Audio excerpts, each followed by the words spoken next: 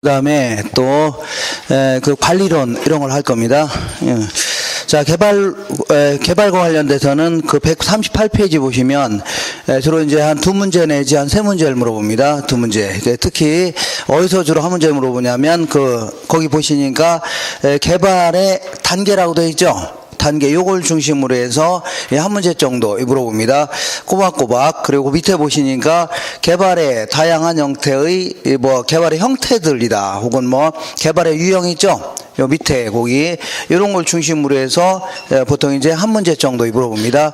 때로는 이렇게 결합시켜서 한 두 문제 정도 이렇게 어쨌거나 총 두 문제 내지 몇 문제라고요? 한 세 문제 이게 물어보니까 자, 요 내용은 지금 설명해도 잘 모르니까 오늘 공부한 다음에 돌아오시면은 요 얘기를 그대로 했을 겁니다. 알겠죠? 이렇게 해서 보시면 됩니다. 자, 어쨌거나 개발이라는 게 뭐냐? 거기 보시면 139페이지 볼게요. 개발이라는 게 뭐냐면 한번 읽어볼게요. 부동산 개발에 분류해갖고 그 옆에다가 페이지 443페이지 이렇게 적어놓으세요. 443페이지. 자, 개발이 뭐냐? 개발이라는 것은 인간에게 생활, 레저, 작업, 쇼핑 공간 등을 제공할 목적으로 토지를 개량하는 활동 이러더라고요. 부동산 개발이다 해줍니다. 자, 그럼 다시 한번 읽어보겠습니다. 인간들에게 생활 이렇게 해주면은요, 보통 이제 주택 생각하시면 됩니다. 그리고 레저 하면은 무슨 스키장 같은 거 있죠? 이런 거 생각하시면 되겠네요. 그 다음에 작업하면요, 공장 생각하시면 될 겁니다. 공장. 그 다음에 쇼핑 공간 하면요, 상가 이런 거 있죠. 이런 거를 제공할 목적으로 토지를 어떻게 해요? 개량하는 활동 이러더라고요. 부동산 개발이다 해줍니다. 자, 그러니까 말이 좀 어려우니까 그냥 건물 짓고 하는 거 있죠. 이런 거 일종의 개발이다 해주는 겁니다. 근데 어떤 땅에다 건물을 무턱대고 지으면 안 될 겁니다. 예컨대 이 땅이 움푹 패여져 있거나 아니면 언덕백이다 이러면은 안 되겠죠. 그러니까 아니면 너무 쏟아 있고 그러면 그 땅을 건물 짓기 위해서는 이제 반반이 고르는 작업도 할 필요가 있다는 얘기입니다. 이걸 뭐라고요? 정지 작업한다 표현합니다. 뭘 한다고요? 정지. 그러니까 땅을 반반이 고르는 걸 뭐라고요? 정지 작업한다 해줍니다. 그리고 이제 건물을 지으려면 무턱대고 지으면 안 되겠죠. 그러니까 도로 같은 거 위에다 지으면 안 되겠죠. 그러니까 미리미리 도로 같은 것도 깔아 놓거나 아니면은 도로 부지 같은 거 남겨 놓고 있어야 됩니다. 그죠? 그러니까 도로공사 이런 것도 미리미리 해놓고 있어야 되겠네요. 건물을 짓기 위해서는. 아시겠죠? 그리고 각종 배수공사 이런 것도 좀 해야 됩니다. 배수공사. 자, 이거 하수도 있죠? 하수 이런 거 물이 내려가야 될 거 아닙니까? 그죠? 그리고 자, 요즘에는 이제 구도시 같은 경우로 전봇대 같은 게 있죠? 근데 요즘에는 그 신도시 같은 데는 전봇대가 안 보일 겁니다. 왜 안 보이냐면 그 땅속에 있죠. 땅속에 이제 공동구라고 해서 시거만 통을 이제 집어넣어 갖고 여기다가 자, 보통 이제 전화선이라든가 전기선 이런 거 있죠. 아니면 열수송로 이렇게 무슨 난방 같은 거 있죠. 그런 거라든가 아니면 수도 이런 것들도 다 여기다 집어넣도록 하고 있습니다. 그죠? 그러니까 통상 200만 제곱미터를 넘어가는 그러한 택지 조성공사 한다든가 아니면 도시개발하는 경우 있죠. 이런 경우는 무조건 뭐라고요? 공동구 이런 걸 집어넣어야 됩니다. 그렇죠? 자, 그래서 이렇게 해서 각종 수도시설이라든가 이런 거 전부 다 해야 될 겁니다. 알겠죠? 이렇게 공동구 이런 걸 통해서 전기라든가 이런 거 다 집어넣어야 될 겁니다. 이렇게. 알겠죠? 자, 이렇게 해서 이제 건물을 지을 수 있는 땅으로 이제 바꿔놨네요. 바꿔놨다. 그러면 그 다음에 여기다 이제 건물을 딱 짓거나, 자, 건물이라는 것은 부동산학에서 건물은 이런 식으로 지붕이라든가 기둥, 벽 이런 거 갖추고 있는 시설물 있죠. 이러더라고요. 이걸 건물 해줍니다. 근데 그 땅 위에 있는 시설물은 건물의 형태만 있는 건 아니겠죠. 네, 때로는요 무슨 수영장 시설을 한다든가 이런 거 있죠. 아니면요 세차장 시설을 한다든가 여러 가지 다양한 나머지 구축물 이렇게 표현할게요. 다양한 구축물을 구축할 수 있다 그런 얘기입니다. 자, 그러면 이제 개발은 크게 이제 두 가지 형태로 구분할 수 있는데, 이런 식으로 먼저 이 건물을 지을 수 있는 땅으로 바꿔놓는 이러한 작업이 있죠. 이걸 뭐라고 하냐면 조성에 의한 개량이다 이렇게 표현합니다. 아니면 조성공사한다 이렇게 표현합니다. 조성공사. 그 다음에 이렇게 한 다음에 그 건물을 지을 수 있는 땅으로 바꿔놨으니까 이 위에다가 건물이라든가 구축물 구축할 수 있죠. 이걸 뭐라고 하냐면 건축에 의한 개량이다 이렇게. 그래서 이제 개발하면 크게 이제 두 가지 형태로 구분됩니다. 첫 번째는요, 건물을 지을 수 있는 땅으로 바꿔놓는 작업 있죠. 이런 작업과 그 다음에 그 위에다가 새로운 공간을 창조하는 이러한 작업까지 합쳐서 이걸요 개발이다 이렇게 얘기합니다. 자, 그 밑에 볼게요. 그 밑에 보시니까 개발의 주체, 그러니까 이게 주체가 누구냐, 권리임의 주체가 누구냐에 따라서 크게 거기 나와 있는 것처럼 제1섹터, 제2섹터, 제1섹터다. 그 다음에요, 제2섹터, 제3섹터 이렇게 구분할 수 있는데, 자, 거기 나와 있는 것처럼 제1섹터 하면 이제 공공이 개발의 주체가 되는 사업 있죠? 이걸요, 어쨌거나 공공을 뭐라고 했냐면 제1섹터 이렇게 표현합니다. 보통 이제 공공하면은 국가나 지자체 아니면은 각종 토지주택공사 아니면 수자원공사, 항만공사 뭐 이런 거 있죠? 이런 공사, 지하철 공사, 얘네들 정부 투자기관이 개발의 주체가 되는 거죠? 이걸요, 이걸 제1섹터 이렇게 표현합니다. 얘네들 뭐라고요? 제1섹터다. 이렇게. 그 다음에, 자, 제2섹터 하면 이제 민간이 개발의 주체가 되는 경우 있죠? 이걸 얘기합니다. 이때는 이제 개인이라든가 기업 아니면요, 토지 소유자들이 조합을 결성해서 사업을 시행할 수도 있는 겁니다. 이걸 뭐라고요? 제2섹터 이렇게 표현합니다. 그 다음에 제3섹터 하면요, 공공과 민간이 공동으로 사업을 진행할 때 있죠? 그러한 주체를요, 제3섹터 이렇게 표현합니다. 알겠죠? 제3섹터 이렇게. 자, 그러면 이번에는 개발의 거기 보니까 개발의 어떤 외관에 따라서 자, 이런 것들을 하게 되면 눈에 보이는 거죠. 건물, 그죠? 땅도 막 깎아야 되고 건물도 올라가고 한 게 눈에 보이죠. 근데 이런 걸 하기 전에 이 지역이 예를 들어서 농림지역이다. 그러니까 농림지역 이런 데다 건물 같은 거 지으면 돼야 한대요? 안 되겠죠. 그러니까 여기 여러 가지 거기 나와 있는 것처럼 용도 지역 같은 거를 다른 형태로 지정할 필요가 있다는 얘기입니다. 용도 그 지역 같은 거를 뭐 도시지역이라든가 이런 걸 바꿔놓을 필요가 있죠. 그리고 농지 이런 데도 함부로 막 건물 같은 거 치면 안 되고, 소위 말 농지 전용이라 해갖고 농지 전용. 자, 이 농업 생산 이외의 용도로 쓰기 위해서는 정부로부터 허가를 받거나 아니면요 뭐 신고도 하고 이렇게 해야 됩니다. 이런 걸 한 다음에 여기다 이제 건물을 짓거나 아니면 조성공사 같은 거 해야 되겠죠. 그죠? 이렇게 이런 걸 한 다음에 이런 거 해야 될 거 아닙니까? 그죠? 근데 이런 것들은 눈에 보여요, 안 보여요? 이게 왜 안 보입니까? 눈에 보이잖아요. 그죠? 이런 걸 뭐라고요? 유형적 개발이다 해주고, 이런 것들은, 자, 다시 물어볼게요. 이건 눈에 보여요, 안 보여요?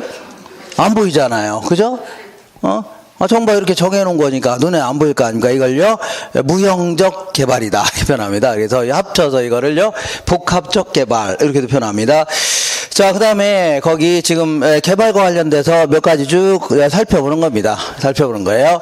자, 그 다음에 거기 보시니까 뭐라고 되어 있냐면, 자, 이 용지 취득 방식에 따라서 거기 나와 있죠. 그래서 단순 개발 방식이라는 것은 그야말로 내가 그 땅 하나가 있다. 그러면 여기다가 내가 원룸 짓겠다는 얘기죠. 이런 식으로 하는 걸 뭐라고요? 단순 개발 방식이다. 이렇게 표현합니다. 그 다음에 이제 환지 방식이라는 게 있고 뭐가 있어요?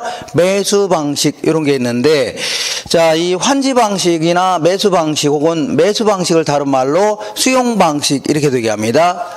이렇게 얘기하는데, 매수 방식을 뭐라고요? 수용 방식 이렇게 얘기하는데, 우리 부동산학에서는 이 환지 방식을 이제 토지 구획 정리 사업이다 이렇게 표현합니다.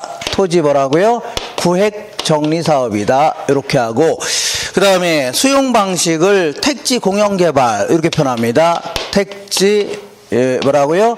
공영 개발이다 이러한 식으로 표현합니다. 자, 여기서 요거를 우리 공법에서는 요거를 이제 환지 방식 이렇게 얘기합니다. 환지 방식. 요걸 뭐라고 하냐면 뭐 수용 방식이다 혹은 매수 방식 이렇게 얘기합니다. 이런 것들은 이제 도시를 개발하거나 아니면 재개발할 때 있죠. 그때 이제 쓰는 이런 기법들인데 어쨌거나 이거 한번 쳐볼게요. 토지 구획 정리 사업, 아니면 택지 공영 개발 이렇게 할 수 있는데 어쨌거나 도시 개발을 한번 예를 들어 볼게요. 도시 개발 예를 들어 보자. 자, 어떤 지역에 여기다가 도시를 좀 개발하려고 합니다. 여기다가 도시를 하나 딱 만들려고 하는데 그 전에는 논밭이죠. 임야 이런 거 있을 겁니다. 그러면 여기다 이제 도시를 만들려고 하는데 이 개발의 주체를 뭐라고요? 시행자다 해집니다.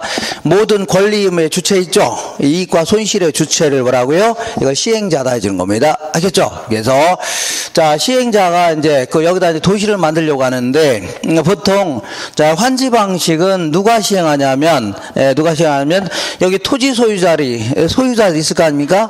그죠? 이 사람들이 조합을 결성해서 시행하는 게 원칙입니다. 알겠죠? 같이 하나의 조합을 만들어서 이제 진행하는 겁니다. 우리 공법에서 공부할 겁니다.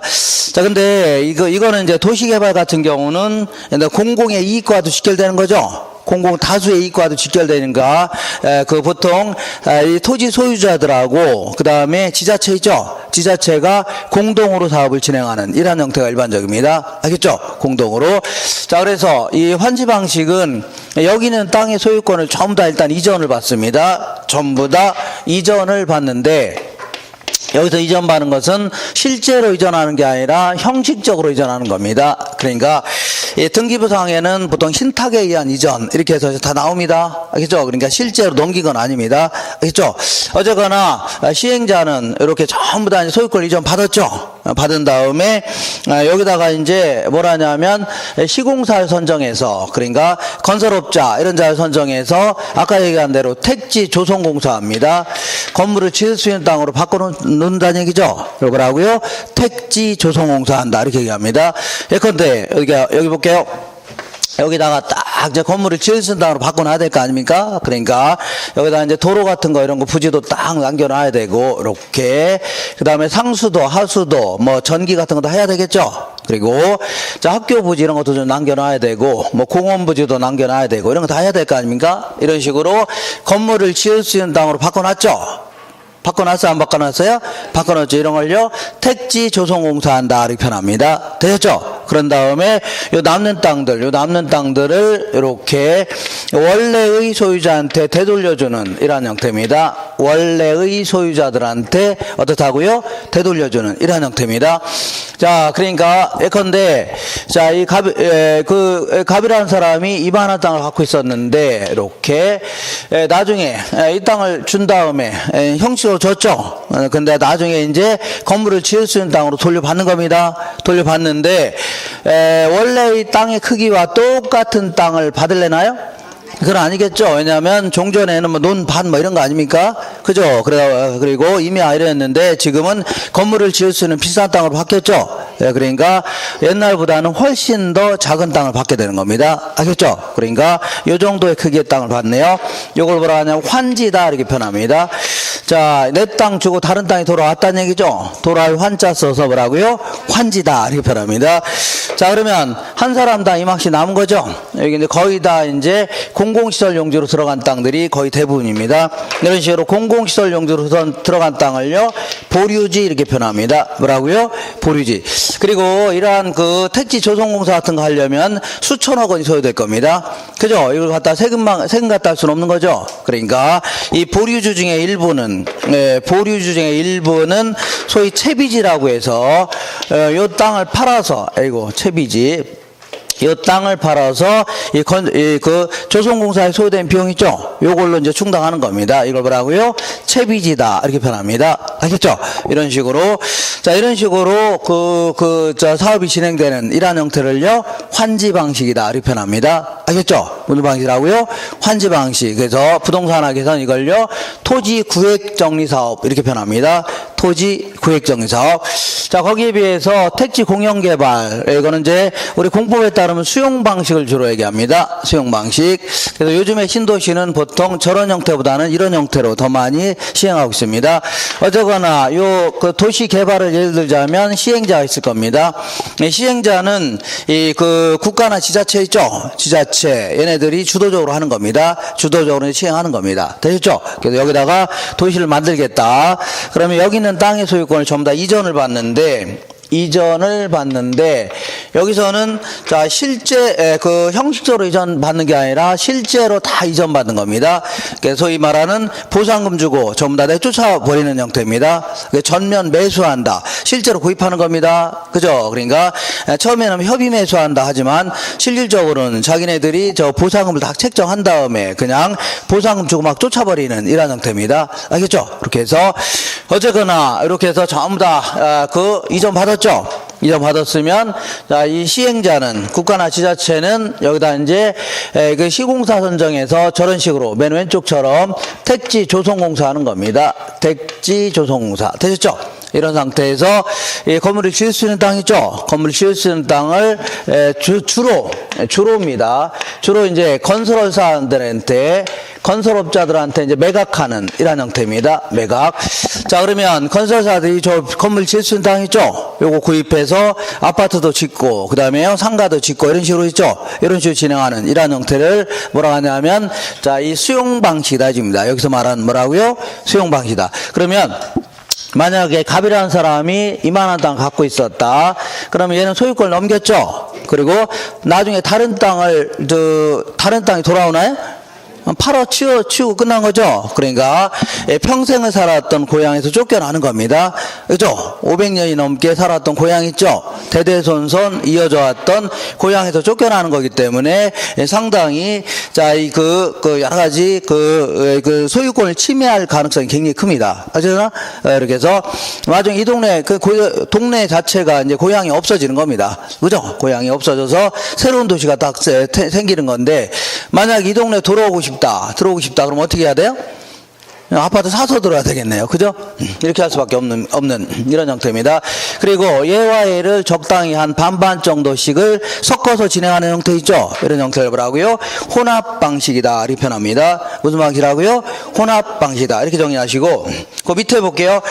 도시개발의 시행 방법은 크게 이제 신개발과 맨 아래입니다. 재개발, 이렇게 구분할 수 있는데, 신개발은 그야말로 이런 식으로 신도시 같은 거 만드는 거 있죠? 이거 신개발, 이렇게 표현합니다. 굳이 이걸 정의하자면 그전엔 농지라든가 임야였다는 얘기죠. 이런 거를 택지가 뭐냐면 택지라는 것은 건물을 지을 수 있는 땅 있죠. 요걸 택지라는 겁니다. 그러니까 택지로 전환 후에 개발한 형태 있죠. 이런 형태를 뭐라고요? 이거를 신개발 이렇게 합니다. 무슨 개발하고요? 신개발. 거기에 비해서 재개발 같은 경우는 기존의 택지가 있죠. 기존의 택지를 자 어떻다고요? 정비하고자 하는 사업들 있죠. 그러니까 기존의 도시가 너무 오래 쓰다 보니까 도시를 아무래도 자 이 건물 같은 게 낡고 노후화될 수 있죠. 이런 걸 다시 한번 정비하고자 하는 사업을 뭐라고요? 이거를 재개발이다 해줍니다. 알겠죠? 재개발. 그래서 우리 이제 공법에 따르면 재개발의 형태는 이제 크게 세 가지가 있습니다. 자, 재개발, 재건축, 도시환경 정비사업 이렇게 구분할 수 있다는 얘기죠. 이렇게 구분할 수 있는데, 자, 우리 부동산학에서는 그런 식으로 설명하지 않고 자기들 생각나는 대로 이제 설명하는 게 있습니다. 그래서 한 장 넘겨볼게요. 이렇게. 자, 그래서 우리 부동산학에서는 이런 식으로 설명합니다. 재개발의 형태를 철거 재개발이다. 이렇게 철거 재개발. 그 다음 뭐라고요? 개량 재개발. 세 번째는요, 수복 재개발이다. 이렇게 표현합니다. 마지막으로요, 보전 재개발. 이렇게. 그렇게 한 네 가지 형태 이렇게 구분하는데, 이렇게. 자, 이때 어디가 있냐면, 여기까지는 건물 자체가 이제 일단 전체적으로 노후화가 되어 있는 겁니다. 건물 자체가 어떻게 되어 있다고요? 노후화가 되어 있습니다. 근데 요거는 아직 건물 자체가 노후화가 된 거는 아닙니다. 알겠죠? 아니에요. 자, 그러면 철거 재개발은 뭐 그야말로 거기 나와 있는 것처럼 다 때려 부수고 다시 짓는 형태 있죠? 이런 형태를 뭐라고요? 철거 재개발이다. 이렇게 표현합니다. 알겠죠? 도시를 다 그냥 막 박살 낸 다음에 다 때려 부수고 다시 짓는 이런 형태를요, 철거 재개발이다. 거기에 비해서 개량 재개발 같은 경우는 주로 이제 리모델링 같은 거 있죠? 이런 거 생각하시면 됩니다. 리모델링. 그러니까 기존 시설은 그대로 거의 놔둔 상태에서 때로는 확장할 수 있죠? 그냥 층수를 올리거나 이렇게 할 수 있는 거 아닙니까? 아니면요, 첨가할 수 있죠? 예를 들어서 엘리베이터 같은 거 다시 막 집어넣을 수 있죠? 이렇게. 그리고 개선, 뭐 대수선 같은 거 할 수 있죠? 이렇게 대수선 이런 거 하는 이러한 형태로 진행하는 이러한 형태를요, 개량 재개발 이렇게 표현합니다. 그 다음에 수복 재개발은 그야말로 노후화된 부분만, 노후화된 요인만 제거하는 형태 있죠? 이런 형태를 뭐라고요? 수복 재개발 이렇게 표현합니다. 그러니까 건물 자체는 멀쩡한데 엘리베이터 자체가 너무 노후화됐다는 얘기죠? 그것만 교체할 수도 있겠네요. 이런 식으로 노후화된 부분만 그때그때마다 교체하는 형태 있죠? 이런 형태로 진행하는 걸요, 수복 재개발 이렇게 표현합니다. 그 다음에 마지막으로 보존 재개발은 아직 노후화가 된 건 아니죠? 그러니까 미리미리 예방 조치를 취하는 거 있죠? 이런 형태를 뭐라고요? 보존 재개발 해줍니다. 미리미리 어떻다고요? 예방 조치를 쭉 취하는 형태, 이런 형태를요, 보존 재개발이다 해줍니다. 이렇게. 자, 그러니까 자, 철거 재개발은 좀 이렇게 예를 들면 그런데 어쨌거나 어떤 여자분이 있는데 이렇게 어떤 여자분이 이렇게 있습니다. 이렇게 눈도 딱 찢어지고 이렇게. 자, 이렇게 된 여자분이 있는데 철거 재개발은 그대로 이제 죄송하지만 껍데기를 이제 벗겨낸 다음에 다른 인조인간을 만드는 형태 있죠? 이런 형태를 뭐라고요? 철거 재개발 이렇게 해주면 됩니다. 알겠죠? 그 다음에 개량 재개발은 이렇게 이제 기존 시설은 그대로 놔둔 상태에서, 기존 시설은 놔두고 있죠? 놔둔 상태에서, 자, 때로는요, 자, 새로운 시설을, 첨가할 수 있죠? 첨가. 그러니까 여기다 이제 이렇게 해서 쌍꺼풀 이렇게 할 수 있겠네요. 뭘 할 수 있다고요? 쌍꺼풀. 그리고 눈도 확장할 수 있죠? 눈도 이렇게 확장할 수 있네요. 이렇게 할 수 있어 없어요? 있고. 그 다음에 또 이제 개선 같은 거 할 수 있죠? 그러니까 여기 턱이 너무 이제 깎여 있으니까 요렇게 이거 어때요? 이렇게 하니까 더 나아졌나요? 이런 식으로 하는 걸 뭐라고요? 개량 재개발이다. 그 다음에 이제 수복 재개발은 뭐 기존에 다른 건 다 멀쩡한데 이렇게 주름살이 너무 심하다. 그러면 요것만 이제 보톡스 맞을 수 있어 없어요? 있죠? 이렇게 하는 거 뭐라고요? 이거를 수복 재개발이다. 여기서부터는 이제 50대가 넘어가신, 60대에 넘어가신 분이고, 여기는 이제 아직 30살밖에 안 됐다는 얘기죠? 아직 노후화가 안 돼 있는 거 아닙니까? 그래서 미리미리 앞으로 노후화가 될 걸 예상해서 미리미리 예방조치 취할 수 있는 거죠? 그래서 허구한 날 불로장생 보약을 먹는다든가 아니면은 화장품도 요즘에 이제 안티에이징 뭐 이런 화장품 아시나요? 그런 거 허구한 날 찍어 바르고 하는 거 아닙니까? 이렇게 할 수 있죠? 이렇게. 자, 이제 앞으로는 이제 고령화 사회가 조금 있으면 도래할 가능성이 높아지기 때문에 어쨌거나 그분들을 상대로 하는 어떤 사업이 앞으로 굉장히 확대될 가능성이 높아집니다. 그래서 그런 분들은 이제 연세가 많이 드신 분들이죠. 아주 고령화 사회가 나이가 많은 분들이 소위 말하는, 자, 이따가 잠깐 하겠지만 베이비붐 세대이죠. 그런 세대가 1955년서부터 한 63년생 정도 되는 분들이 있죠. 그런 분들이 거의 한 1000만 명 가까이 됩니다. 그런 분들 얼마라고요? 800에서 한 1000만 명 가까이 되는데 그분들이 이제 거의 조금 있으면 은퇴할 시기거든요. 그래서 은퇴하게 되면 여유가 있는 분들은 아무래도 놀러도 다니고 자꾸 어떤 건강에 대한 욕구 있죠. 이런 게 계속 커질 수밖에 없습니다. 그러다 보니까 그러한 어떤 건강 산업 있죠. 그런 산업이 계속해서 확대될 가능성이 높아집니다. 그죠? 그래서 아까 얘기한 안티에이징이라든가 아니면은 또 뭐가 있어요? 무슨 각종 건강식품 같은 거 있죠. 이런 것들이 그 사업의 어떤 그 영역이 굉장히 커질 가능성이 높아진다. 이렇게 알고 계시면 되겠네요.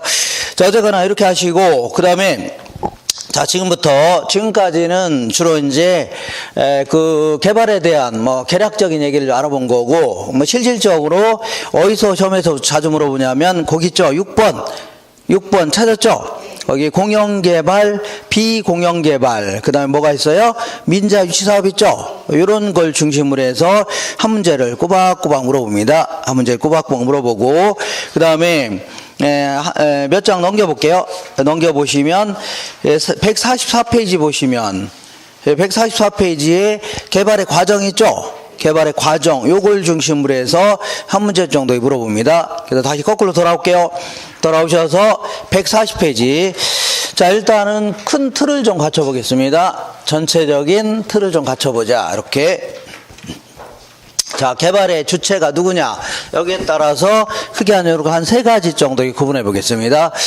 자, 먼저 이렇게 공영개발이다. 자, 공영개발 하면은 개발의 주체가 누구라고요? 예, 공입니다. 공하면 아까 항상 국가나 지자체, 정부 투자기관이죠. 얘네들이 개발의 주체가 되는 이러한 사업을요, 공영개발 이렇게 표현합니다. 그 다음에 두 번째 이제 비공영개발 아니면 민간개발 이렇게 얘기합니다. 민간개발이라는 용어를 더 많이 씁니다. 이렇게 해서 이걸요, 민간개발이다. 이렇게. 자, 세 번째는요, 자, 이 공공하고 민간이 같이 사업에 참여할 수 있는 거죠. 이런 걸요, 민자유치사업이다. 이렇게 표현합니다. 민자유치사업이다. 이렇게 해서 크게 한 세 가지 형태 이렇게 구분할 수 있는데, 자, 어쨌거나 공영개발은 개발의 주체가 누구라고요? 예, 공공이고, 그 민간개발은요, 개발의 주체가요, 민간이 되는 겁니다. 그래서 민간개발은 크게 한 네 가지 정도로 한번 구분해 보겠습니다. 요거는 이제 교재마다 다 보시면 아시겠지만, 이 분류가 다 틀립니다. 다 틀려요. 그래서, 그리고 이 분류를 이렇게 하냐, 저렇게 하냐, 이게 아주 정확히 분류하는 것도 아닙니다. 예, 학자들마다. 알겠죠? 그러니까, 어떤 형태로 분류해도 아무 상관없는 겁니다. 그죠? 어쨌거나, 자, 민간개발은 크게 한 네 가지 형태로, 이제 저도 이제 이 책 저책 보고, 자, 하다 보니까 그래도 가장, 이런 식으로 분류하는 게 가장 낫다 싶어서 제가 이렇게 분류하는 겁니다. 알겠죠? 그리고 이거를 이런 식으로 분류했다, 저런 식으로 분류했다고 해서, 우리 이제 나중에 문제 푸는데 지장이 있는 건 아닙니다. 그 내용을 물어보는 거지, 이걸 요렇게 분류한 거를 물어보고, 저렇게 분류하고 한 걸, 분류 방식을 물어본 건 아닙니다. 알겠죠? 예, 그러니까 개발에 대한 내용을 물어보는 거지 분류 방식을 물어보는 건 절대 아닙니다. 어쨌거나 민간개발은 크게 이제 자체개발이다. 자, 자체개발은 토지 소유자가 자기 땅을 자력으로 그냥 개발하는 형태 있죠. 이런 형태를요, 자체개발이다 이렇게 표현합니다. 그 다음에 두 번째는요, 뭐 지주 공동사업이다. 지주 공동사업이라는 게 뭐냐면 땅주인하고 개발업자가 공동으로 사업에 참여하는 겁니다. 그죠? 그러니까 요거는 땅주인하고 소위 말하는 개발업자, 이 개발업자는 이제 건설사보다는 조금 넓은 개념으로 알고 계셔야 됩니다. 그러니까 어떤 건물을 기획해서 어떤 식으로 지어서 어떤 식으로 분양할 것인가에 관련된 어떤 전문가들이죠. 이거 영어로 디벨로퍼 이렇게 표현합니다. 이런 자들하고 같이 사업을 진행하는데, 얘네들은 공동으로 사업을 진행할 때는 항상 어떤 몫이 있어야 되는 겁니다. 뭐가 있어야 돼요? 목, 이걸 지분이다 표현합니다. 뭐가 있어야 된다고요? 지분. 그러니까 항상 이 지분이라는 게 있어야 돼요. 이렇게. 자, 그 다음에 세 번째는요, 신탁방식이라는 게 있습니다. 신탁방식이라는 것은 그야말로 신탁회사한테 맡기는 형태 있죠. 이런 형태를요, 신탁방식이다 해줍니다. 마지막으로 기타 잡다한 방식들, 이런 방식들 있고, 자, 그리고 이걸 조금 세세하게 한다면, 뭐 지주 공동사업은 공사비를 대물로 변제하는 이러한 방식이 있습니다. 자, 공사비 뭐라고요? 대물 변제형이다. 아니면요, 공사비를 분양금으로 지급하는 방식도 있습니다. 분양금으로 지급하는 방식, 이러한 방식. 그리고 이제 건설협력금 차입 방식 뭐 이런 거 있는데, 그런 거는 물어볼 가능성은 거의 없습니다. 나중에 1월 달에 간단히 정리하시면 되고, 그 다음에 신탁 방식은 크게 이제 사업 수탁 방식이라는 게 있습니다. 사업 수탁 위탁 방식이다. 그 다음에 두 번째는요, 토지 신탁 방식이라는 게 있습니다. 사업 수탁 방식, 그 다음 뭐라고요? 토지 신탁 방식, 이런 내용들. 그 다음에 기타 방식에는 뭐가 있냐면, 그 투자자 모집형, 이런 형태. 투자자 모집형이다. 이렇게.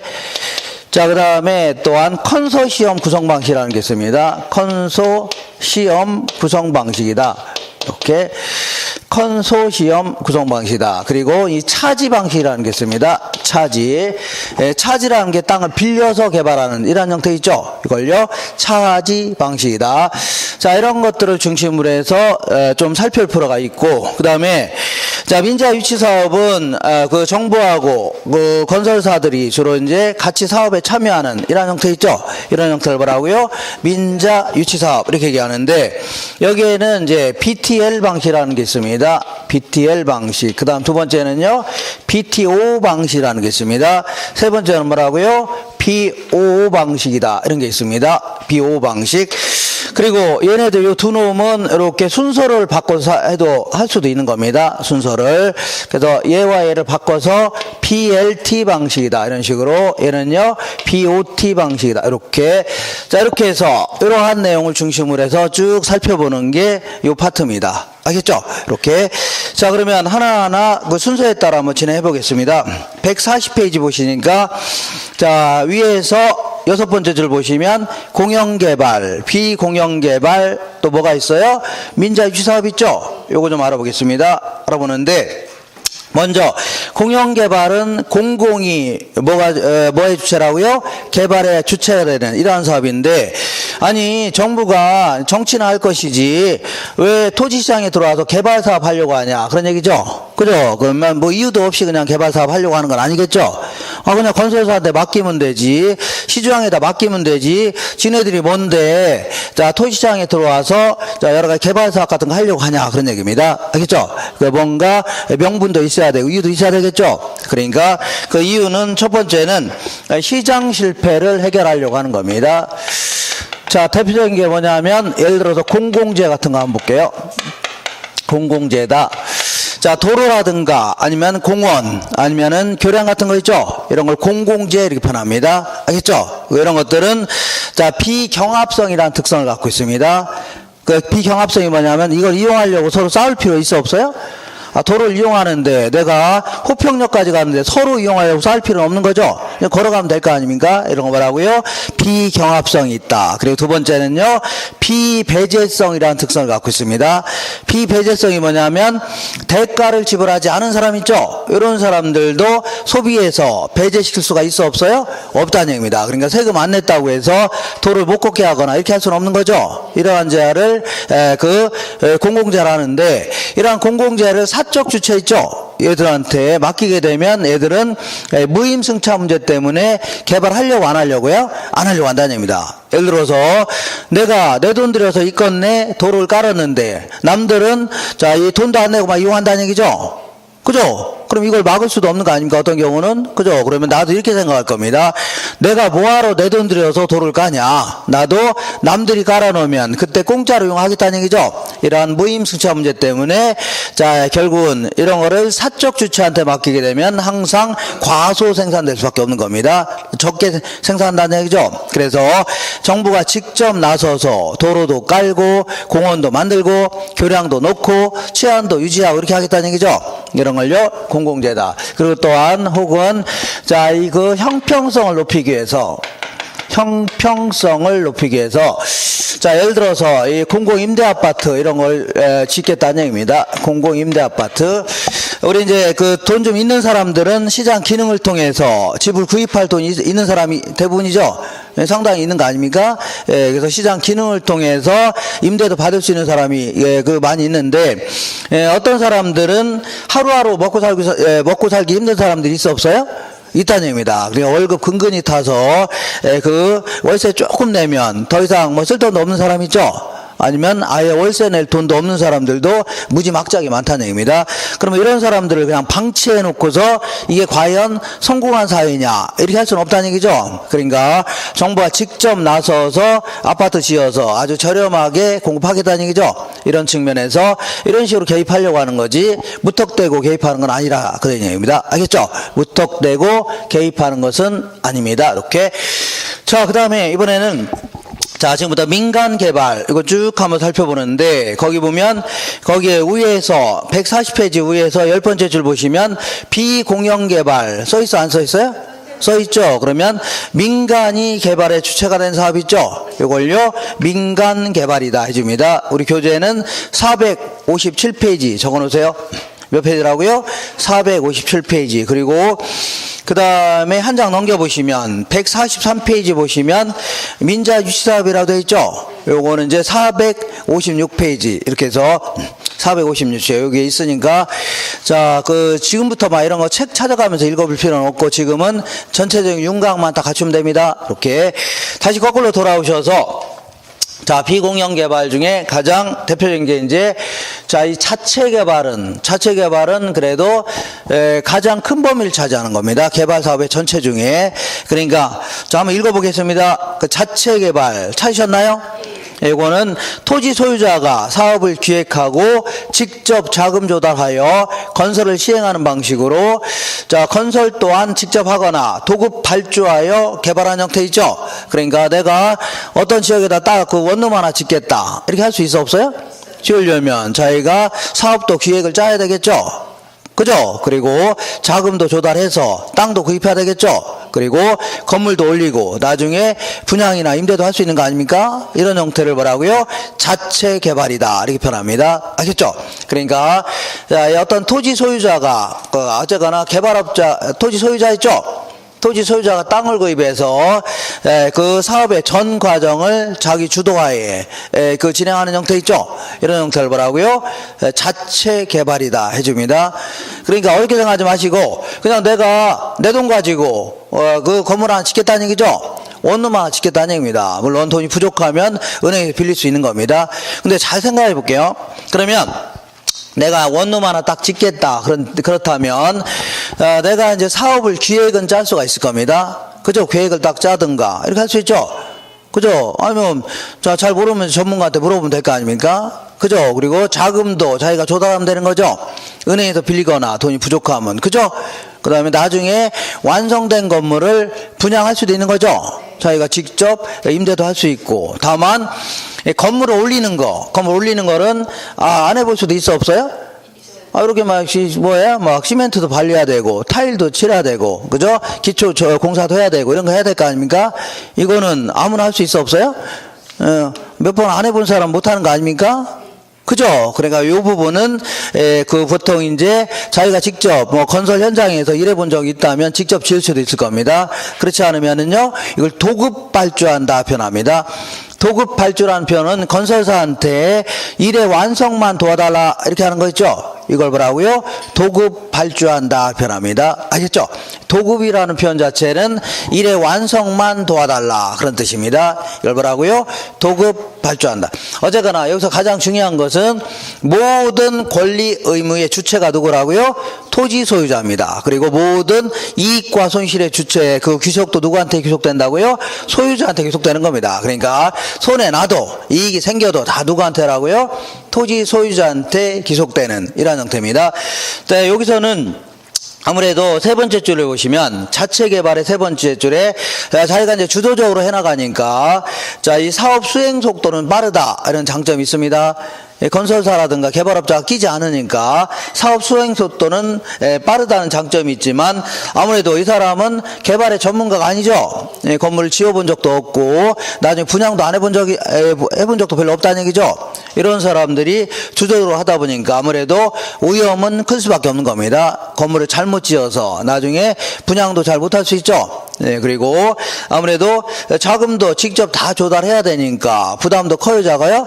클 수밖에 없는 겁니다. 그리고 아무래도 초짜가 그 운전면허 따갖고 차 처음에 끌고 왔다가 나왔다가 앞차 들이받으면 자 그 우왕좌왕 막 정신 못 차리죠. 아무래도 이것도 마찬가지로 아무래도 초짜니까 아무래도 위기관리 능력 있죠. 이런 게 요구된다. 이러한 뭐 단점이 있겠네요. 자, 지금부터 이제 지주 공동사업을 쭉 살펴보는데, 지주 공동사업은 말 그대로 자, 이 땅 주인하고 공동으로 동업한다 생각하시면 됩니다. 뭘 한다 생각한다고요? 동업한다. 그러면 동업을 하게 되면 항상 지분이라는 게 있어야 돼요. 지분이라는 게 몫을 얘기합니다. 아시죠? 이익이 생기면 서로 약속한 몫이 있죠. 몫에 따라 나눠 가는 겁니다. 지분에 따라 나눠 갔는데 여기에는 자, 보통 이제 어떤 형태로 진행하는 게 일반적이냐면 자, 먼저 이제 보통 이제 공사비 대물 변제형이다. 공사비 뭐라고요?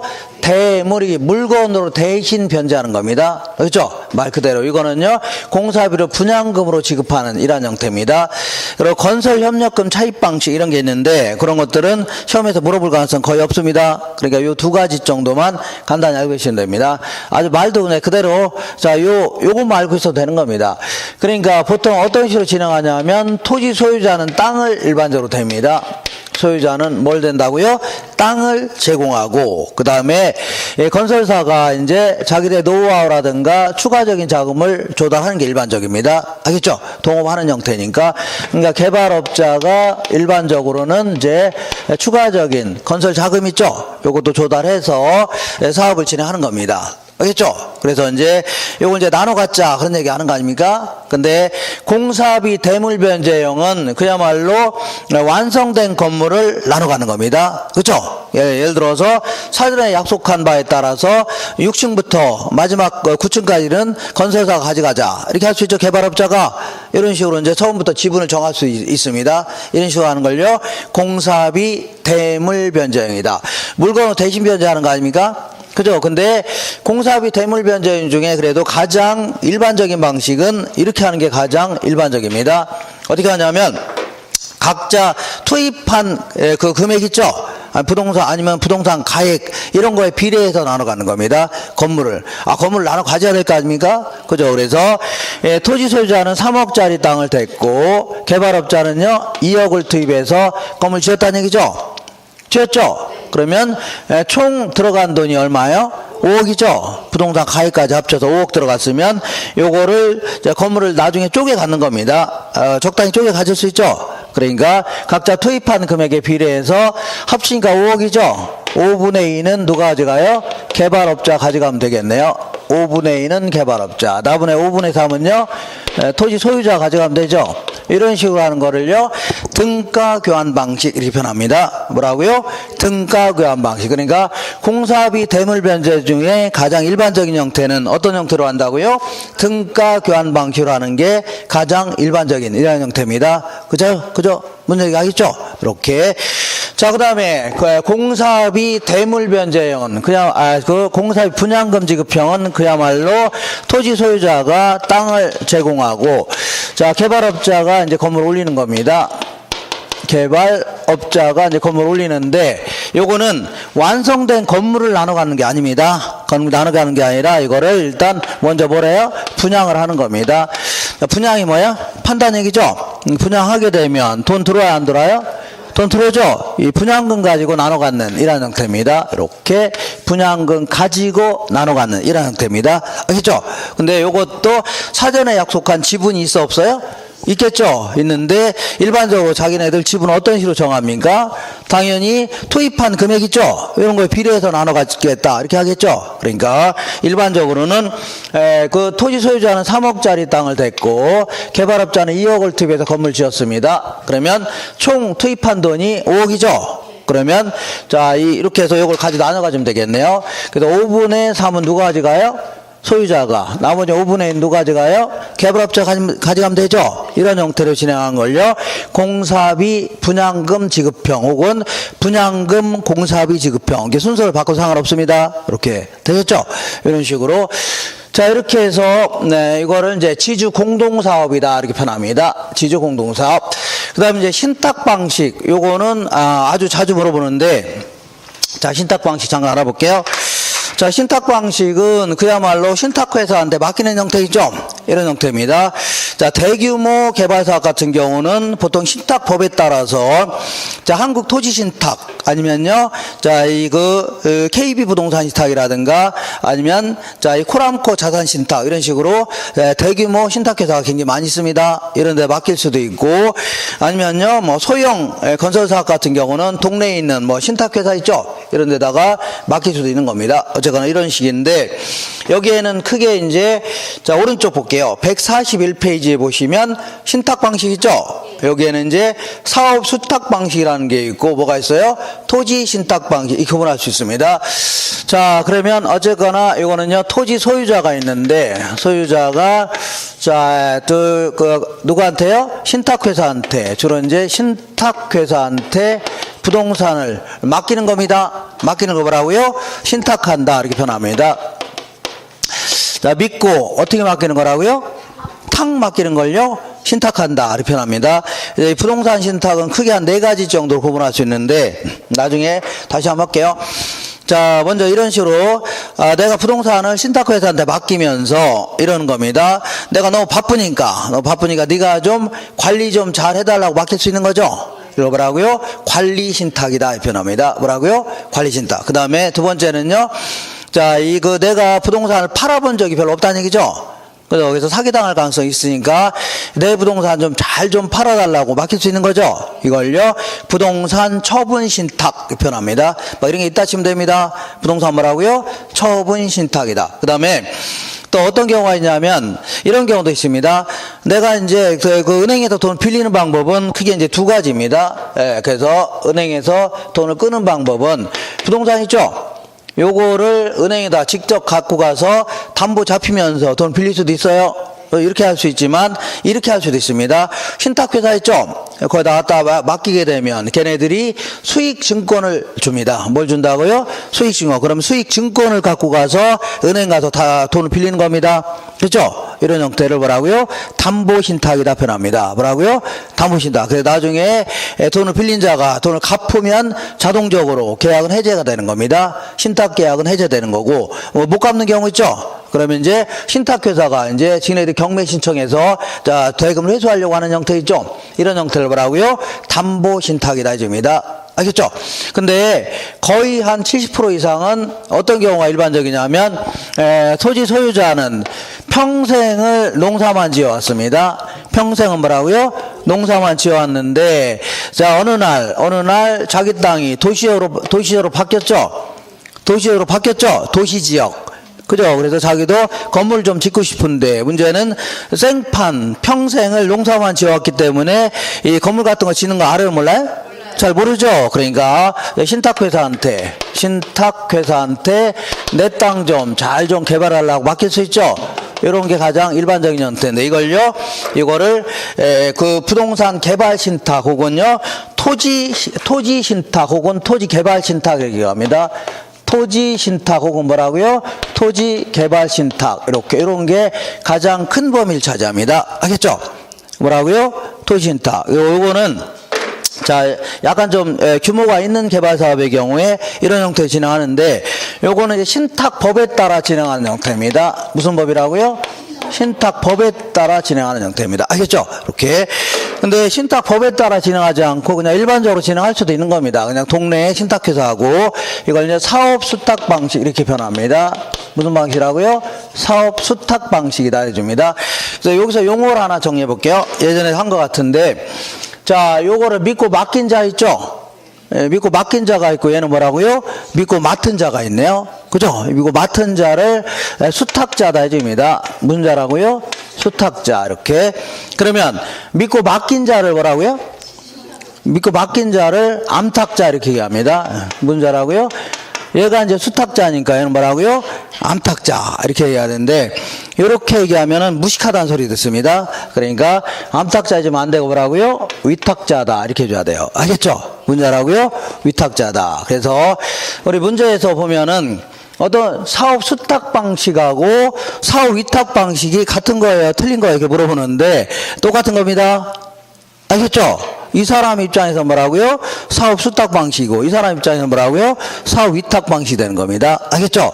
한쪽에서 위탁해서 다른 쪽은요 수탁한 거 아닙니까? 그죠? 그러니까 똑같은 내용입니다. 알겠죠? 이렇게 정리하시고 자 그러면 자 어쨌거나 믿고 탁 맡기는 이러한 형태인데 그러면 이렇게 크게 두 가지로 나눠지는데 그러면 자 이런 식으로 소유권까지 이전하면서 얘랑 어떤 차이점이냐면 얘는 어떤 법이라고요? 신탁법에 따라 진행하는 겁니다. 그래서 신탁법에 따라서 자 이 소유권을 이전하도록 하고 있습니다. 뭘 한다고요? 소유권을 이전하는 건데 이거는 실제로 이전하는 게 아니라 신탁에 의한 이전이다 해갖고 믿고 맡기는 겁니다. 알겠죠? 믿고 맡기는 겁니다. 우리 이제 등기부를 보면 등기부 갑구라는 게 있고 뭐가 있어요? 을구라고 있는데 갑구에는 이제 소유권을 기록하는 겁니다. 누가 소유자나 그런 얘기죠. 그리고 을구에는 각종 소유권 이해의 권리 같은 거 있죠. 뭐 저당권이 얼마 설정돼 있냐, 뭐 전세권이 설정돼 있냐 이런 거 있죠. 쭉 기록하는 건데 그 갑구에 보면 그 소유권 이전하긴 했는데 거기 등기 원인 자체가 뭐라고요? 신탁으로 인한 이전 이렇게 나옵니다. 어떤 이전이라고요? 신탁으로 인한 이전. 그러니까 믿고 맡겼다는 얘기지 실제로 넘겼다는 게 아닙니다. 알겠죠? 이렇게 자 그러면 이렇게 믿고 소유권까지 이전한 이유냐? 그러면 소유권까지 이전한 이유가 뭐냐? 그러면 좀 이런 얘기입니다. 그러니까 우리한테 소유권까지 전부 이전한 다음에 좀 그냥 빠져 계시라는 얘기입니다. 어떻게 하라고요?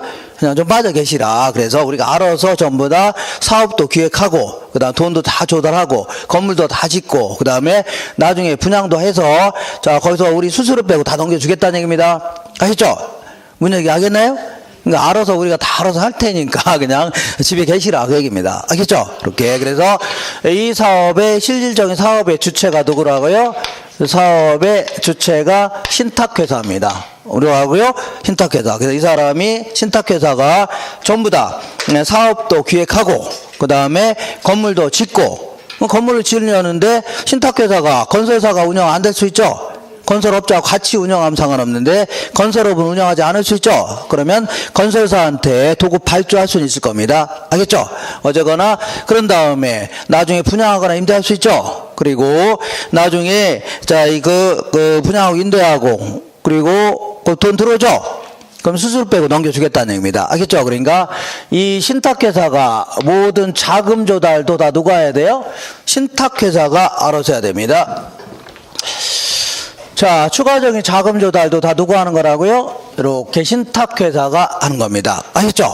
그리고 그 토지 신탁 방식 같은 경우는 신탁법에 따라서 이 수익 그러면 개발에 따른 이익을 얻는 자를 수익자 이렇게 얘기합니다. 알겠죠? 신탁에 따른 이익을 받는 자를 뭐라고요? 수익자 이렇게 얘기하는데 요건 어떤 식으로 운영하냐면 이런 식으로 신탁법에 따라서 수익증권을 발행하도록 하고 있습니다. 뭘 발행한다고요? 수익증권. 그래서 수익증권을 갖고 있는 자가 개발에 따른 수익을 가져가는 겁니다. 아셨죠? 수익증권을 갖고 있는 자 있죠? 그 자가 그 개발에 따른 뭘 가져간다고요? 이익을 가져가는 이런 형태입니다. 그러면 자 신탁회사는 어쨌거나 건물을 이제 짓겠죠. 그래요. 완성됐으면 분양하거나 임대할 겁니다. 분양하거나 혹시 뭐라고요? 임대할 수도 있는 거죠. 임대할 수 있어 없어요? 임대하는데 자 문제는 얘네들이 어마어마하게 돈이 많이 들어갔을 겁니다. 이거 다 비용 다 빼야 됩니다. 뭘 다 빼야 된다고요? 비용 다 빼야 되고 그리고 자 요거 얘랑 똑같은 점이 있다면 요걸 좀 기억하셔야 됩니다. 이거는 절대 지분의 형태로 참여하는 게 아닙니다. 신탁회사는 뭐라고요? 지분의 그러니까 개발 사업이 성공하면 많이 가져가고 실패하면 적게 가져가고 이런 거 없어요. 없고 전부 다 사전에 약속한 처음부터 수수료를 챙기는 겁니다. 뭘 챙기라고요? 수수료를 취득하는 겁니다. 처음에 약속할 거 아닙니까? 얼마 주겠다고. 아셨죠? 그러니까 수수료를 취득하는 겁니다. 그래서 요거 아주 자주 물어보니까 기억하셔야 돼요. 나중에 기억하시면 됩니다. 그러면 어쨌거나 이렇게 이익이 생겨요? 안 생겨요? 이익 생겼죠? 그럼 이익을 수익증권의 소유자한테 줘야 됩니다. 누구한테 줘야 된다고요? 수익증권. 만약에 소유자가 수익증권을 갖고 있다. 그럼 소유자한테 주면 돼요. 근데 소유자가 돈이 급해서 이건 일종의 유가증권이기 때문에 남한테 팔 수 있어 없어요? 팔 수 있죠. 그럼 수익증을 갖고 있는 자한테 그 뭐라고요? 그 이익을 줘야 되는 겁니다. 알겠죠? 이런 형태. 그러면 사업 수탁 방식은 어떤 차이점이 있냐? 이거는 신탁법에 따라 진행하는 건 아니고 동네에서 그냥 진행할 수 있는 겁니다. 이런 식으로. 그러면 얘하고 어떤 차이점이냐면 얘는 소유권을 이전하는 건 아닙니다. 뭘 이전하지 않는다고요? 소유권을 이전하지 않는 겁니다. 알겠죠? 그러면 이 사람 명의로 사업을 진행하는 겁니다. 그렇기 때문에 이 사람도 이 사업에 깊이 있게 참여해서 감나라, 배나라 할 수 있다는 얘기죠. 그래서 이 사업의 실질적인 사업의 주체는 누구라고요? 자, 이 토지 소유자다 이렇게 표현합니다. 알겠죠? 소유자다. 그래서 이 사람이 추가적인 자금도 다 이 사람이 조달해야 됩니다. 누가 조달하라고요? 소유자가 조달해야 됩니다. 어쨌거나 이 돈 가지고 건물을 짓게 되면 뭐 분양할 수도 있고 완성되면 혹은 뭐라고요? 임대할 수도 있을 겁니다. 임대. 그리고 행여나 신탁회사가 뭐 들어간 돈이 있다면 다 비용 다 빼야 되겠네요. 실 가져가야 되겠죠. 그리고 아까도 얘기했지만 양자 간에 똑같은 점이 있다면 둘 다 사전에 약속한 뭘 챙기는 거라고요? 수수료를 취득하는 이라는 형태입니다. 어떤 이거라고요? 수수료를 취득하는 형태. 자, 이렇게 해서 생길 이익 있죠? 이익을 토지 소유자한테 돌려주는 이런 형태 있죠? 이런 형태를 뭐라고요? 사업 수탁 방식이다 해줍니다. 무슨 방식이라고요? 사업 수탁 방식이다 이렇게 얘기합니다. 자, 그래서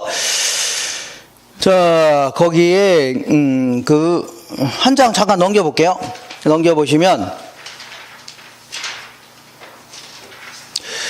자, 5번 한번 볼게요. 5번. 거기 그 길잡이 신문에 5번 있죠?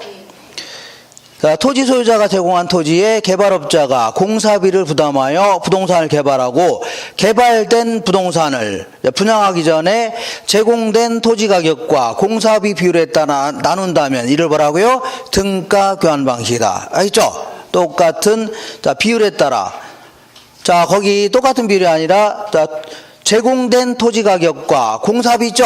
공사비의 비율에 따라 나누는 걸 뭐라고요? 등가 교환 방식이다. 그 밑에 볼게요. 토지 신탁 방식은 토지 소유자로부터 형식적으로 소유권을 이전받은 신탁회사가 토지를 개발, 관리, 처분하여 그 수익을 누구한테 돌려주겠다고요? 수익자한테 돌려주겠다는 얘기입니다. 7번 볼게요. 토지 신탁 방식에서는 부동산 신탁사가 건설 자금의 부족 자금을 조달한다는 얘기죠. 이렇게. 그 다음에 그 밑에 토지 신탁 방식은 소유권을 이전하고 자, 사업 주체가 신탁회사이나 사업 수탁 방식은요, 소유권 이전해요, 안 해요? 안 하고 사업 주체가 뭐라고요? 토지 소유자이다. 그래서 이러고 아주 자주 물어보니까 좀 기억하셔야 됩니다. 나중에 이렇게 정리하시고 이따가 한 번 더 문제를 다 풀어볼 겁니다. 그래서 자, 지금까지 이제 신탁 방식과 관련돼서 좀 알아봤습니다. 나머지 내용들은 잠깐 쉬었다 할게요. 이렇게.